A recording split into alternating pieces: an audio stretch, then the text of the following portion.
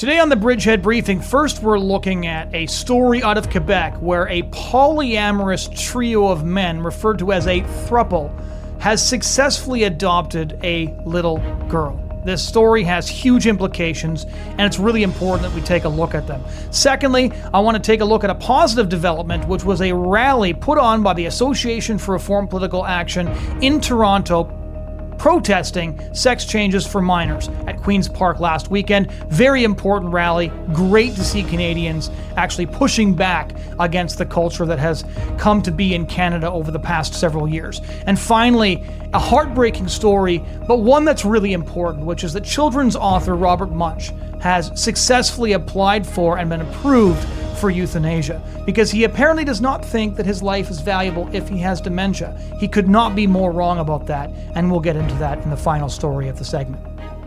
For what appears to be the first time in Canadian history, a polyamorous all-male throuple, three homosexual men living in a sexual relationship, have successfully adopted a little girl. And the clip about this story, presented as a very heartwarming story, has been going viral on X. Here is that story. For the last 7 years, Jonathan Bédard, Eric Leblanc, and Justin Maheu have been waiting to become parents together. Something that officially happened yesterday. She's perfect, of course. She's curious, she's energetic, she loves to play, she loves to jump, she loves to dance. They adopted their 3-year-old through Quebec's Youth Protection Services, but first had to be approved as foster parents, something that required a lot of work and openness, they say, to their relationship. Notice in this clip that the journalist just assumes that this is a good thing, refers to all three men as her parents, which is not the case, I don't think legally and otherwise, and no comment whatsoever on the fact that this little girl is being essentially inserted into a predominantly sexual relationship by three people, and that she will have no mother, or more accurately put, she has a mother, but she has now been placed with three men.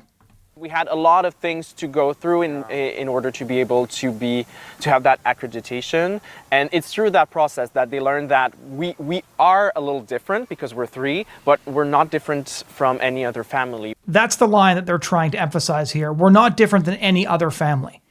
No sane culture, no sane journalist would ever make that kind of statement, that three homosexual men in a polyamorous relationship are no different than any other family. And her comment at the beginning of this media report, that they have waited a long time to become a family, again, just asserts that children are commodities that can be bought or sold or acquired, because obviously three men cannot have children biologically.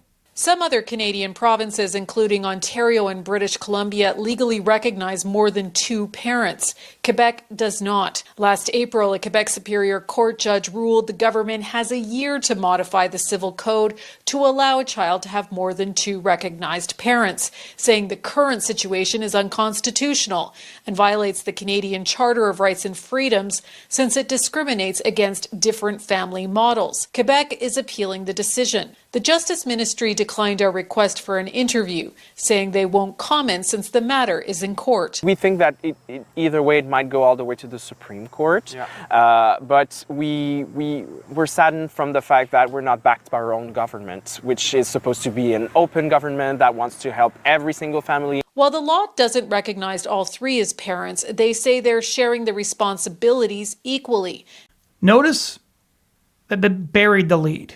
She refers to those three men as of adopting this little girl, even though legally speaking, they did not manage to adopt this little girl as a throuple.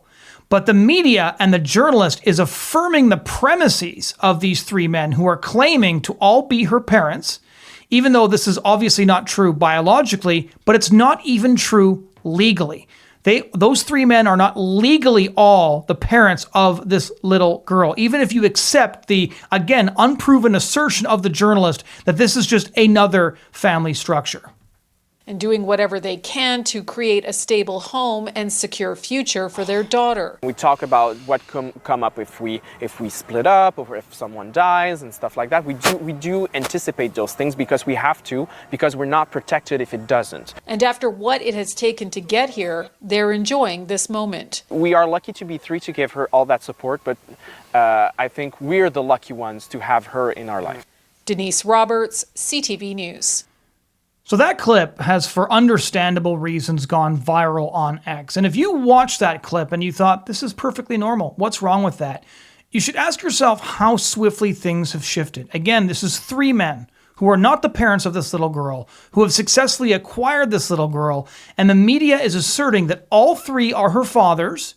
All three are her fathers, despite the fact that this is not only biologically untrue, but it's also legally untrue. The media is pushing for this new family arrangement and asserting that it's true even before the courts have affirmed that all three can be legally considered parents. It's so insane that we're even having this conversation, but some of you might remember there was an earlier episode of the Bridgehead briefing where we covered what I would say is the prelude to this story. So back in April, a Quebec Superior Court judge ruled that multi-parent families, like Throuples, three people basically living in a loosely defined sexual relationship, should be granted the same rights in, the words of the court, any other unit. By unit, the judge was basically referring to what we once referred to as the natural family, a father, a mother, and their children. Now, it's important to emphasize this because so much of the commentary online is like, how did this happen? And the reality is, social conservatives predicted. They predicted loudly and they predicted persistently that if the natural family was legally redefined by same-sex marriage, it would open the door to legal recognition of an ever-expanding number of sexual relationships. That is just the fact. You can say that you're okay with that, but the reality was that once we said the gender or the sex of the couple didn't matter, then why would the number matter? There was no limiting principle. There was no reason that if it can be two men and two women, that now it can be three men or three women and one man, or any number of other arrangement, any other unit, as the judge would put it. And so once the law was unhitched from the reality of the natural family, all the limiting principles were gone. And I'm still old enough to remember this. Social conservatives were mocked as bigots at the time. I was a teenager when this debate was happening. But now everything they predicted is actually happening. So as the judge put it, limiting the legal affiliation of children to one or two parents is unconstitutional. And that's frankly insane because limiting the legal affiliation of children to one or two parents, which is to say their actual parents, is a protective measure. It is an assertion that in most cases, the biological mother and father have the greatest care for the child, want to protect the child the most. And so when you remove all of those limiting principles, all of those boundaries, and I'm talking about in the main now, not in exceptional circumstances where a child is not safe with her biological mother or father, or the biological mother or father are incapable for some reason of actually taking care of them. But all of this is just swept outside the door. And as that clip mentioned, the judge basically ruled that Quebec has a year to modify the civil code to permit children to have more than two legally recognized parents, and Quebec is appealing this. And we said again earlier on the show, and it's such an important point to make, that again, social conservatives also warned when the Canadian Charter of Rights and Freedoms was enshrined that it circumvented parliamentary supremacy, meaning that judges could read whatever their worldview was into the Charter of Rights and Freedoms and claim that any restriction on virtually anything now formally constitutes a violation of that charter. And here we see this happening. If you had a social conservative MP, like Jason Kenney was, for example, at the time, standing up in the House of Commons and saying, you know what, if we redefine marriage this way, we're going to end up having all male Throuples adopting 3-year-old girls. He would have been yelled down, he would have been screamed at, he would have been called a bigot, because similar arguments were made, and that actually happened. And yet, here we are. And so just months after this decision, the inevitable consequence of that decision has arrived. And it's really important to emphasize here that there's so much Orwellian language in this clip, right? You know, I mentioned while I was playing the clip, Eric LeBlanc saying, through that process, they, the agency, learned that we are a little different because we're three, but we're not different than any other family. This is a lie so brazen, only the mainstream media could have reported on it with a straight face. It's not just that we're three, which is incidentally a very relevant fact. 3 polyamorous men living together do not qualify as 3 fathers for a little girl. They're also different because there's no mother.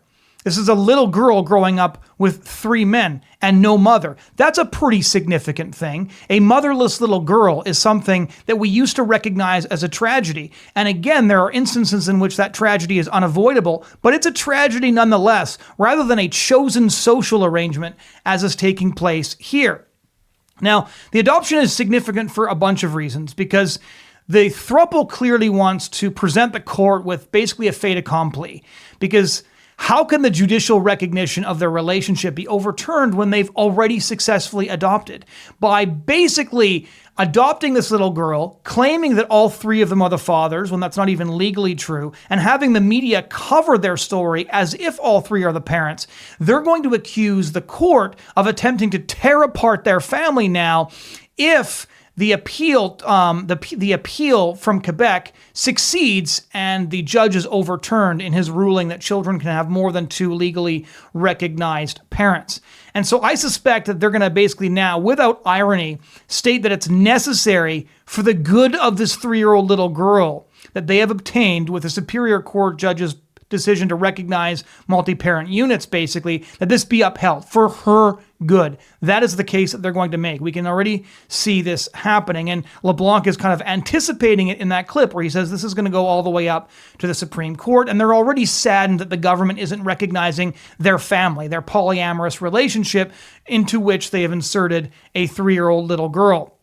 And CTV, again, goes so far in ensuring that their position is presented as the only reasonable one. Because CTV even states that they're sharing the responsibility of raising their daughter equally and making provisions to ensure she is protected and provided for in the future.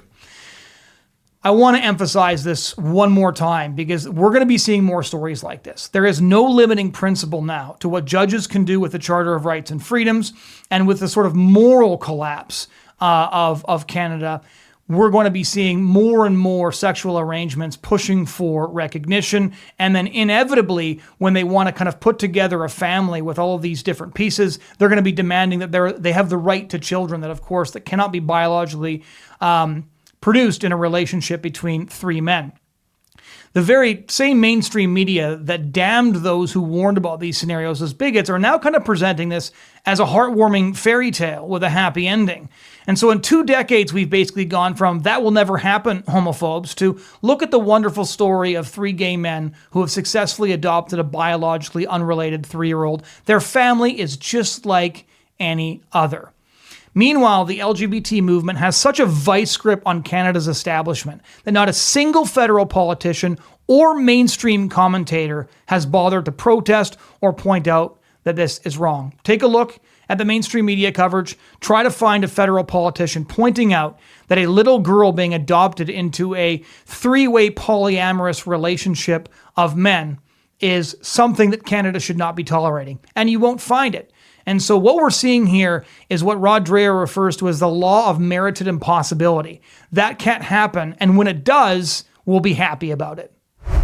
Last weekend, there was a Let Kids Be rally at Queen's Park in Toronto. It was hosted by the Association for Reform Political Action, and it featured a crowd of people who were protesting sex changes for children, which is something that happens in Canada, even as the UK moves away from this, even as many American states move away from this, even as many European medical establishments decide that this is actually an experimental horror show. In Canada, this consensus is largely unchallenged, at least from inside the establishment. And so here's a clip of what that rally looked like.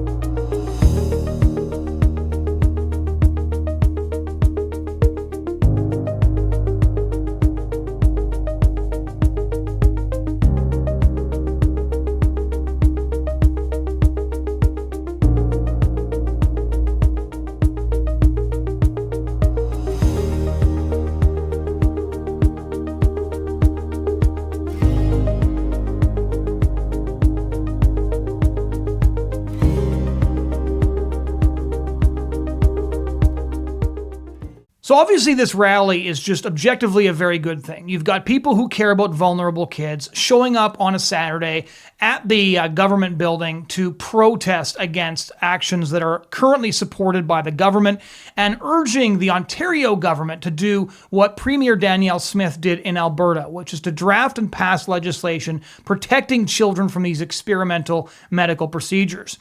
And I think the CBC coverage here is actually worth taking a look at. I was reading through the different coverage of this event. I myself was in the UK, so I couldn't attend myself, or I would have.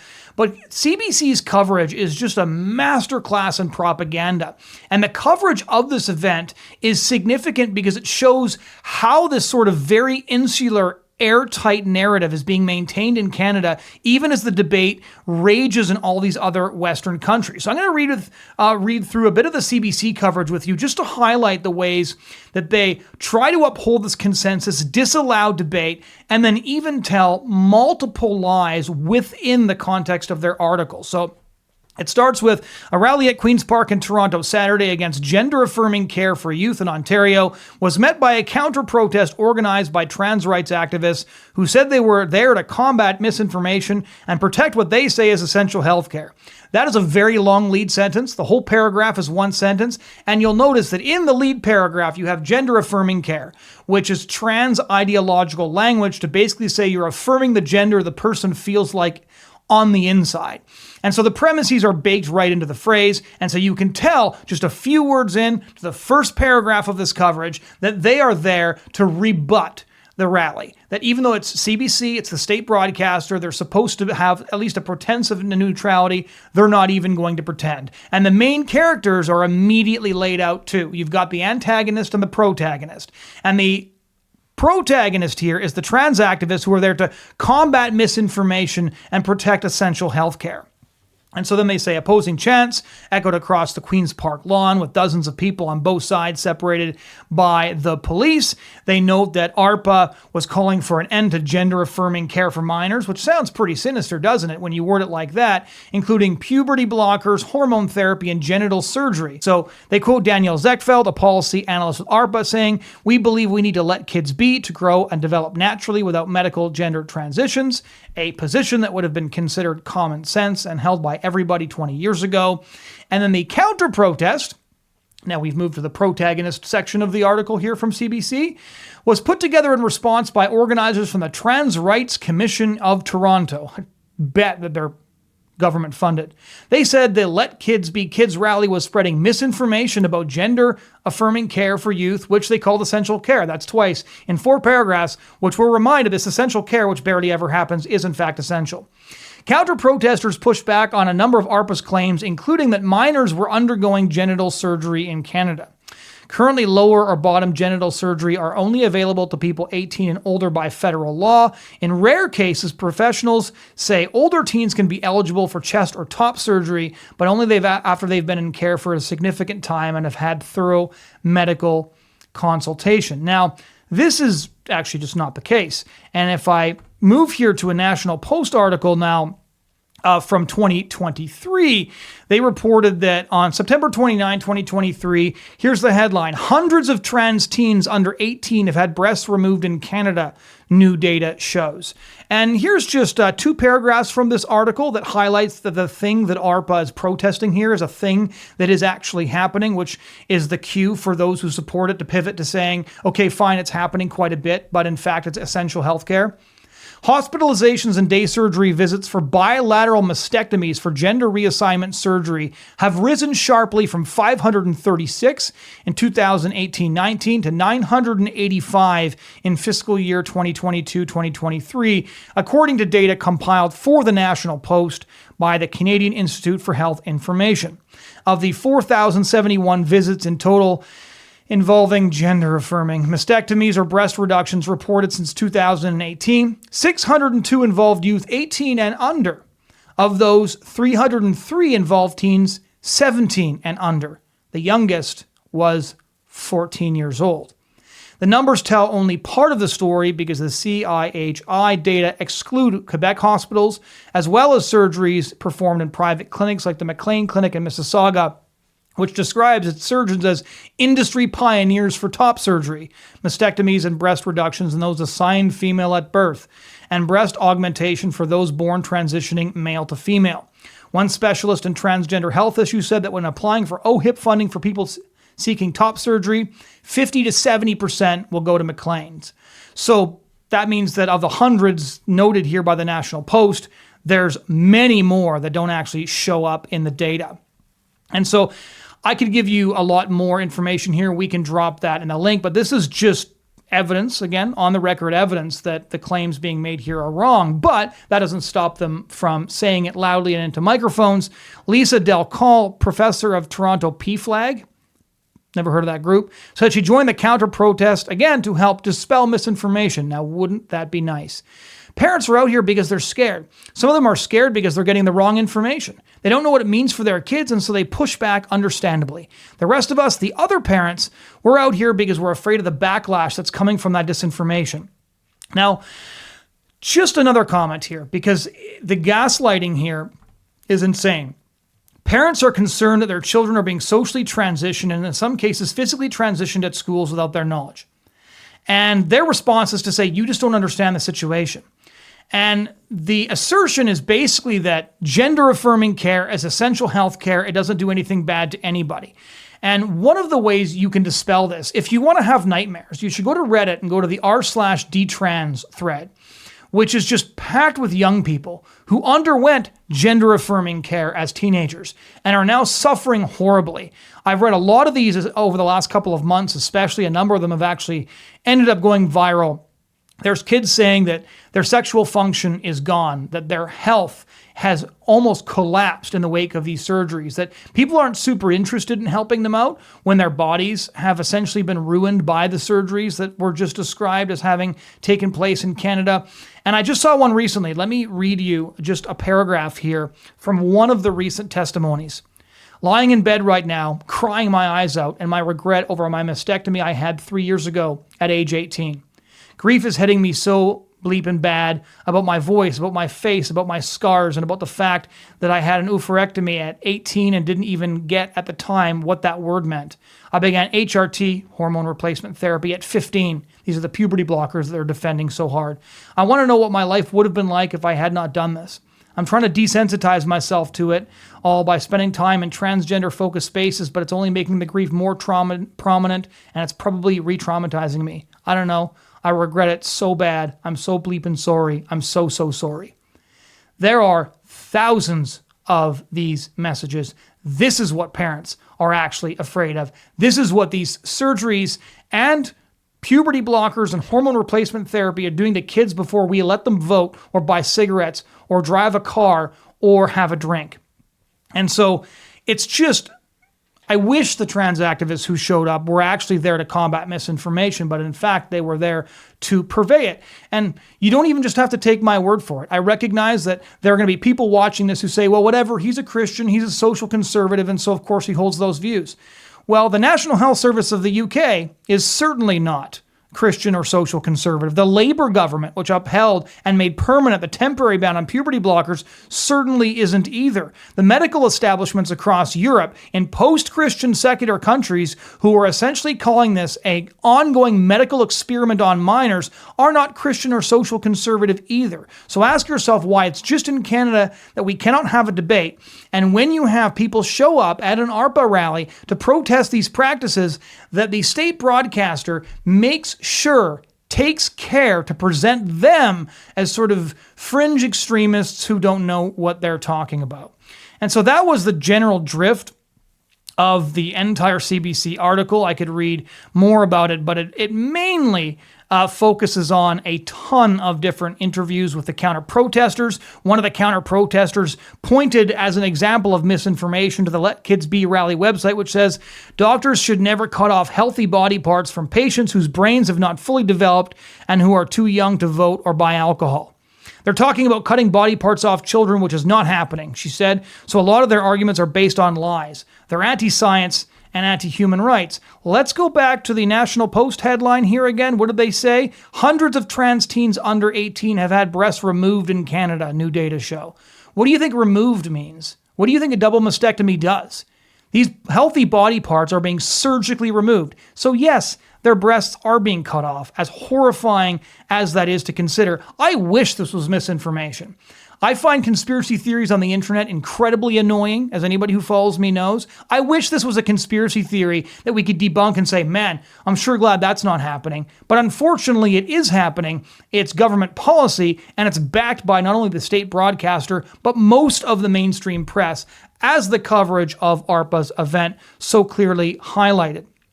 And so one counter-protester who wished only to be identified as A carried signs reading, "Don't be your child's first bully, and this is Christian nationalism." That quote, which is the closing quote that CBC chose, is again worth mentioning because the term Christian nationalism, as I said in the recent episode on Charlie Kirk, it's a totally useless phrase.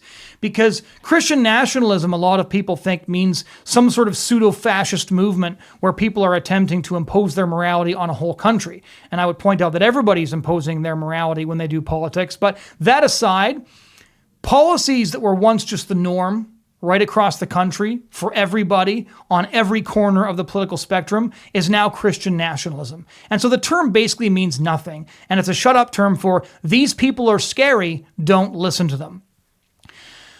Now, I'll close the ARPA segment here with one little clip that I think, again, is significant. Here is a very classic clip that so often unfolds at events like these. I've been to many of them. I've seen similar incidents unfold more times than I can count. Here are, and note this, a bunch of white trans activists insulting and attacking a bunch of black cops.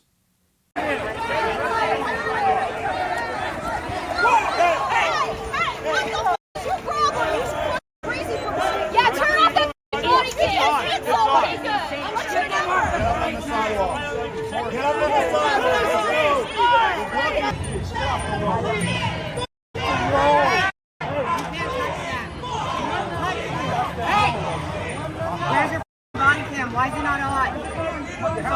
Yeah, now don't touch civilians. That's illegal. Right? No.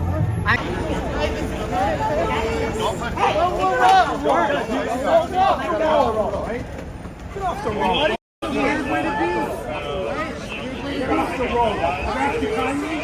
You actually did not. Okay. What's your battle number? So look at the way those cops were treated by those trans activists. What's so interesting at all these rallies, and again, I've seen lots of trans activists at rallies before. They've come to pro-life events as well, and I've been to multiple different events. And in every instance, I'd like you to note the difference between those who showed up at ARPA's rally and those who are protesting the rally. Who are the cops there for? The cops are there to get in between the counter-protesters and the protesters, but they're not there to make sure the protesters don't go after the trans activists. They're there because the trans activists want to go after the protesters. Same thing as with pro-life marches. They're there to protect those protesting from the very people who, as you'll see in this next clip, like to call their opponents fascists. Take a look at this. Go home, fascists! Go home, fascists! Go home, fascists! Go home, fascists! Go home, fascists! Go home, fascists! Go home, fascists! Go home, fascists! Now, what is the mark of a fascist? A fascist, very famously, would use street violence, often wearing masks to enforce their political ideology on others. Street violence is a mark of fascist movements, which people who read history books would be aware of. And so this, again, it's another form of role reversal. It's another form of gaslighting, is you need cops at a rally of protesters who want to protect vulnerable children, and then there are those who are claiming you're attacking us as vulnerable people, you are the fascists, yet the police need to be here to protect you from us. And this plays out over and over and over again. I'll leave one final thought about the CBC coverage in general. And again, it's fantastic that this rally actually happened. It's very important that this kind of thing happens in Canada, because in Canada it seems to be so hard to get this debate open. Is the CBC did two things, as I noted before. They first claimed this is either barely happening or not happening at all, but then they're also saying this is essential healthcare.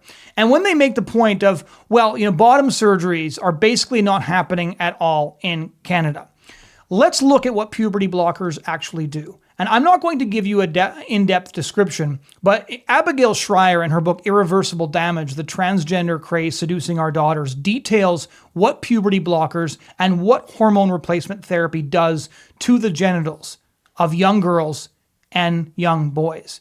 Perhaps I can use one example without getting too explicit. If you look at Jazz Jennings, the young boy who identified as a girl and was transitioned young, they didn't give him a full bottom surgery, a castration, until later. But it went really badly because essentially what happened was the puberty blockers they stuck him on as a minor shrunk his genitals so much that there wasn't even enough material left to use for the vaginoplasty, which is to create a neovagina. And he has undergone surgery after surgery after surgery. This is exactly why countries like the United Kingdom have banned puberty blockers for minors.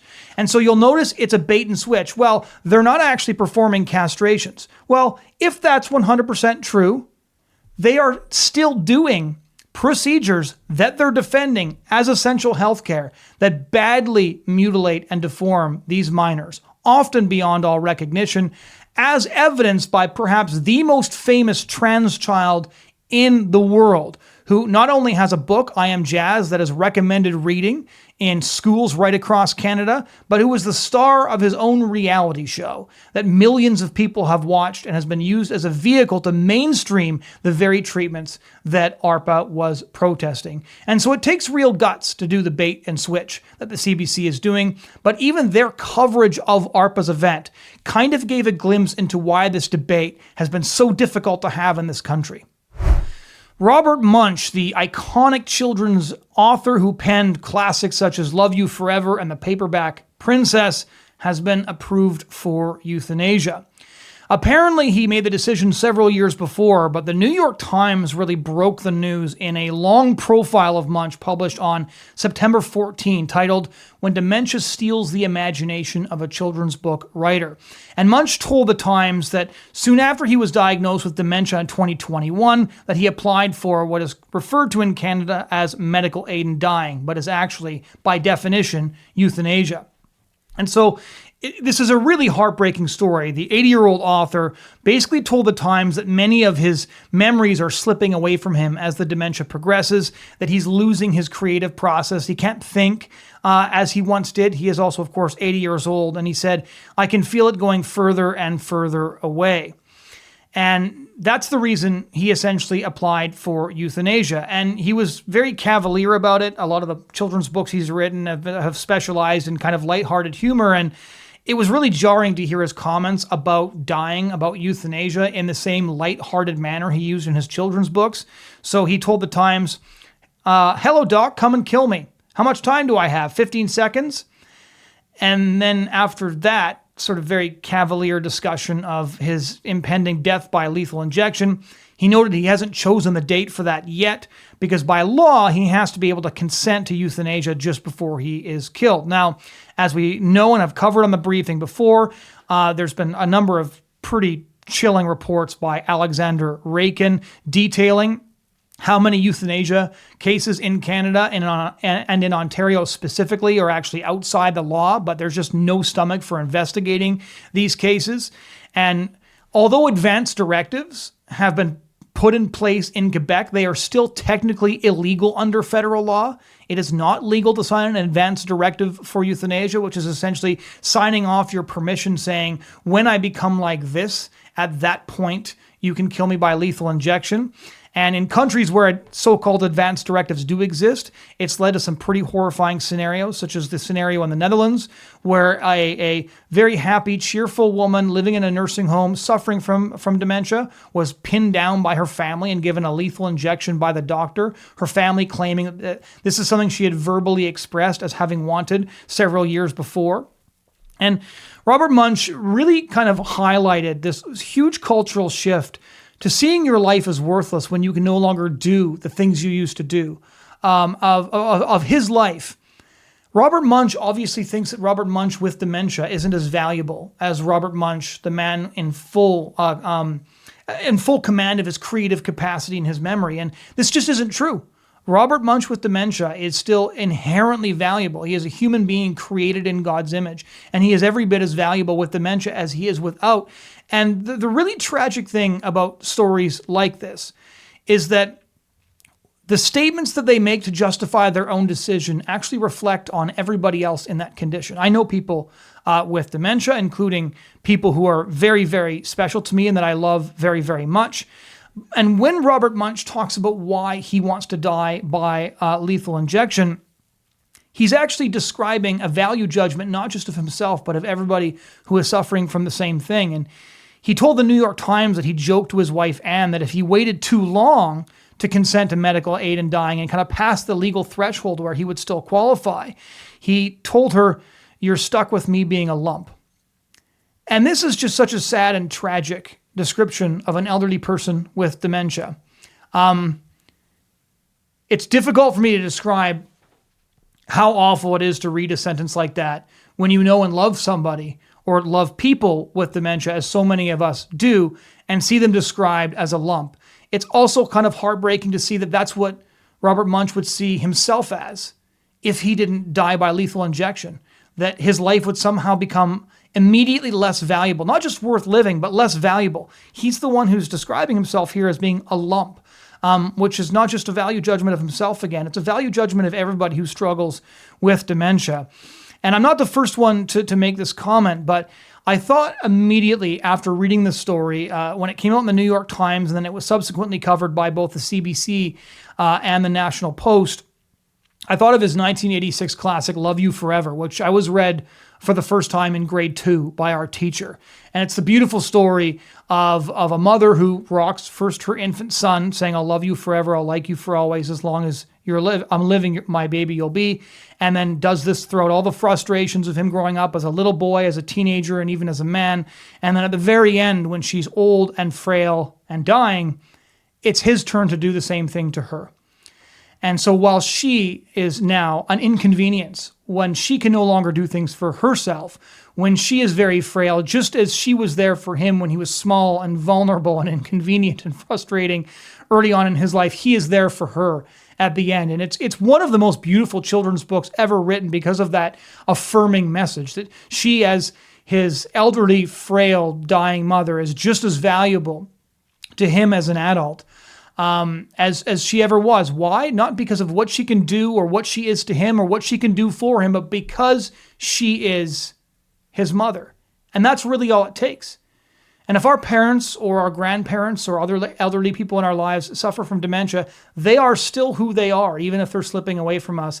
And they are still just as valuable because of who they are. And it is a privilege to get to be with those people, even when they can no longer give us anything.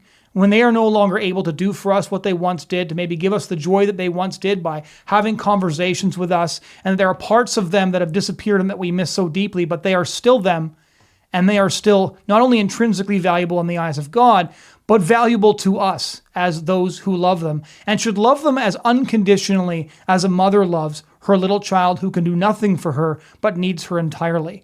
And so his classic book was so beautiful and I think so valuable to so many people because it was essentially an assertion of a fundamental value in the face of vulnerability and frailty, no matter what.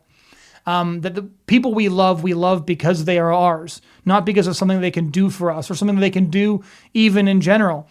And it's really sad to see that Robert Munsch sees himself that way, that Robert Munsch with dementia would be a lump.